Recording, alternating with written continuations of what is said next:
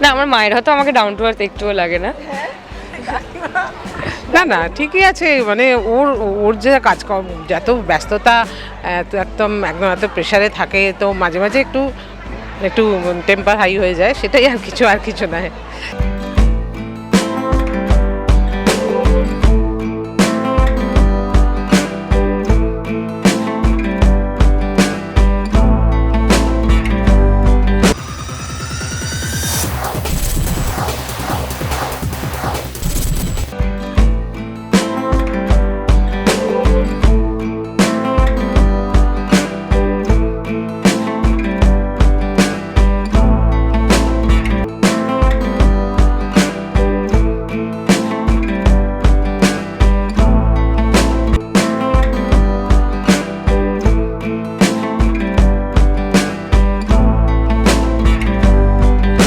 পর্দায় এই মুহূর্তে দর্শকেরা দেখতে পাচ্ছেন তার বিয়ের জমজমার দৃশ্য। তবে আপাতত পর্দা নয়, মঞ্চে মিশমি নতুন রূপে হাজির হতে চলেছেন। তবে স্পেশাল আজকে খুব, কারণ মা মেয়ে একসঙ্গে।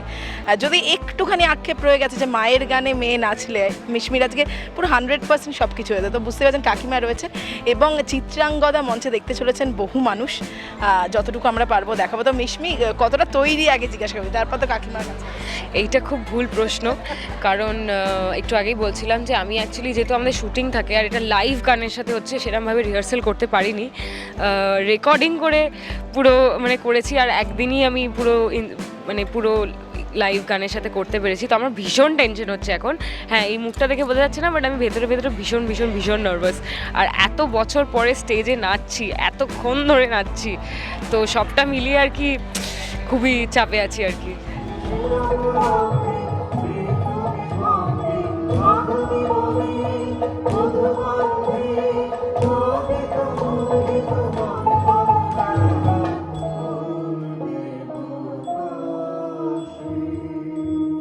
কাকিমা মেয়ে কতটা ব্যালেন্স করে সব কিছু, এই যে অভিনয় তোমার সঙ্গে আমাদেরকেও পাঠিয়েছিল ঠিক মনে করে আমরা দেখলাম, মানে তারপরে কখন আসতে হবে সব ব্যালেন্স করে ঠিক করে, তোমার কাছে জিজ্ঞাসা করি মেয়ে হিসেবে কতটা সব কিছু ব্যালেন্স?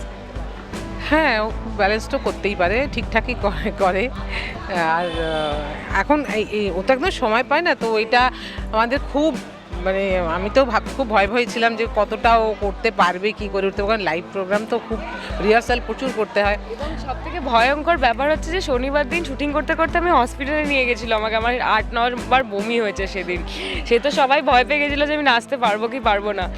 তো সবটা মিলিয়ে আর কি পড়ে গেছি, পায়েও ব্যথা, সব কিছু মিলিয়ে আজকে আর কি আমি খুব খুব খুব টেনসড, বাট হয়ে যাবে। স্টেজে উঠে গেলে একবার সব ভুলে যাবো।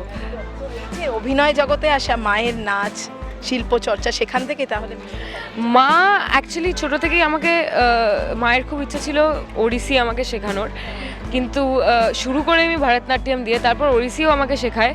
এবং তারপরে সামহাও নাচটার সাথে মানে যখন অভিনয় শুরু করি তখন কানেকশন একটুখানি ইয়ে হয়ে যায় আর কি, মানে অভিনয় করতে গেলে যতটুকু নাচ করতে হয় সেটুকুই, সময়টা পাওয়া যেত না। কিন্তু হ্যাঁ, মানে নাচতাম বলে অভিনয়টা অবভিয়াসলি অনেক তাড়াতাড়ি হয়তো রপ্ত করতে পেরেছিলাম আর কি। তো আজকেও আর কি প্রচণ্ড অভিনয় নাচ দুটোই আছে, খুব মানে নার্ভাস আমি, দেখা যাক কী হয়। কাকিমা তোমার কাছ থেকে হাতে খড়ি মেয়ের বোধ হয় এই সব কিছু। হ্যাঁ, মানে হ্যাঁ, আমার শখ, আমি যেহেতু এই ফাইন আর্টসের একজন, আমি ওইটা নিয়ে পড়াশোনা করেছি, তো আমার ইচ্ছে ছিল ও আমার নাচটাতেই বেশি ছিল, যে নাচটা যদি ও ভালো করে ঠিকঠাক করে সুন্দর করে করে, মানে নাচটাকে প্রফেশন করে, এরকম আর কি ছিল। তো যাই হোক, সামহাও চলে গেল এই ইন্ডাস্ট্রিতে, কিন্তু নাচটা ও বজায় রেখেছেও। হ্যাঁ, আর আমার যেহেতু আমার ওই থেকে, মানে আমি ওকে ইন্সপায়ার করেছি যে কর, আর অভিনয়টাও তো ওরকমই, কারণ আমারও একটা সাবজেক্ট ছিল ড্রামা, তো অভিনয়টাও আমার ভালোই লাগতো। ও আমাকে বলে তুমি আমার সব থেকে বড় ক্রিটিক বোধ হয়। না, এখন আর এত বছর পরে আর খুব একটা নেগেটিভ মানে ক্রিটিক্যাল কিছু বলে না, এখন মোস্টলি ভালোই বলে। কিন্তু আগে তো প্রপার মানে এইটা হ্যাঁ করতো পয়েন্ট আউট করতো। মেয়ে ভীষণ ভালো, মানে এই যে এত ব্যস্ততার মধ্যে এতটা সময় দেওয়া এবং ভীষণ ডাউন টু আর্থ, এই ইন্ডাস্ট্রিতে থেকেও আমরাও সেটা। হ্যাঁ, একদম। না, আমার মায়ের হয়তো আমাকে ডাউন টু আর্থ একটুও লাগে না। না না, ঠিকই আছে, মানে ওর ওর যে কাজকর্ম, যত ব্যস্ততা, একদম এত প্রেশারে থাকে, তো মাঝে মাঝে একটু একটু টেম্পার হাই হয়ে যায়, সেটাই আর কিছু নয়, তার জন্যই। এই মুহূর্তে ধারাবাহিক দেখছো, মানে তুমিও সময় পাও? যদি তুমি আমি তো দেখি, কারণ আমি অনেক সময় পাই না, কিন্তু আমি পরে গিয়ে দেখি, রাত্রিবেলা দেখি বা পরের দিন দেখি। এই যে একটু আগেও দেখলাম তোমার সামনে, তোমাকে দেখে নিলাম হয়ে গেল একজন মহিলা, এটা কেমন লাগে? মানে এটা আগে প্রথম খুবই এক্সাইটেড হতাম, ভাল লাগতো, এখন খুব সয়ে গেছে, প্রচুর মানে মলে ফলে যেখানেই যাই সেখানেই হয়, তো সেটা এখন সয়ে গেছে, কিন্তু ভালোই লাগে, এটা তো সবারই ভালো লাগবে, আমারও খুব ভালো লাগে। হ্যাঁ, কাকিমাকে ছাড়বো, আরেকটু কথাই মিশমির সঙ্গে বলবো, তবে মিশমিকে তো কাকিমা সকলে অপেক্ষা করছেন, কাকিমার দলের আজকে একদম দৃষ্টিনন্দনের আজকে অনুষ্ঠান, তো যাই হোক, আর ওখানে ব্যস্ততা প্রচুর।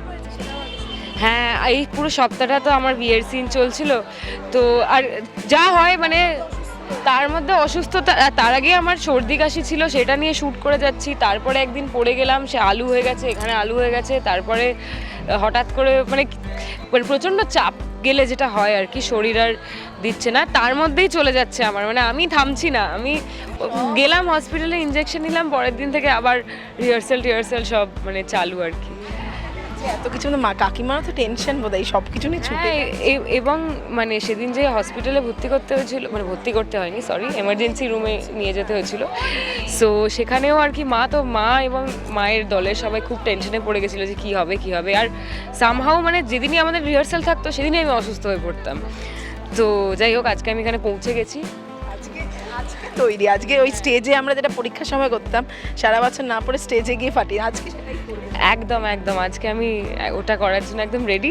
হ্যাঁ, জানি ভুলেও যাব, স্টেজে ম্যানেজ দিতে হবে, মানে সবটা মিলিয়ে আর কি সব মেন্টালি নিজেকে প্রিপেয়ার করছি।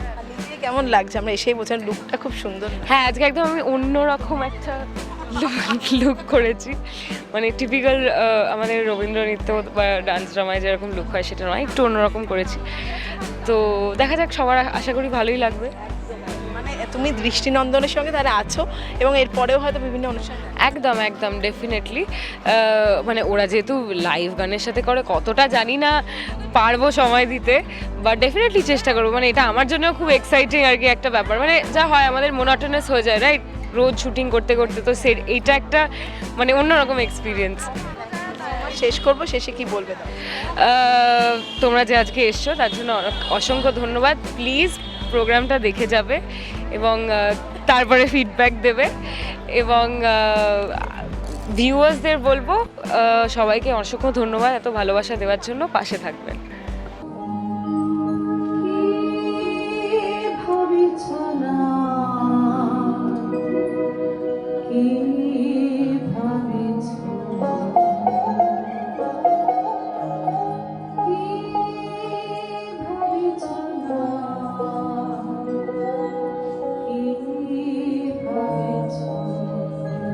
চিত্রাঙ্গদা রাজকুমারী কেমন না জানি, আমি গাই ভাবি বলে নদী।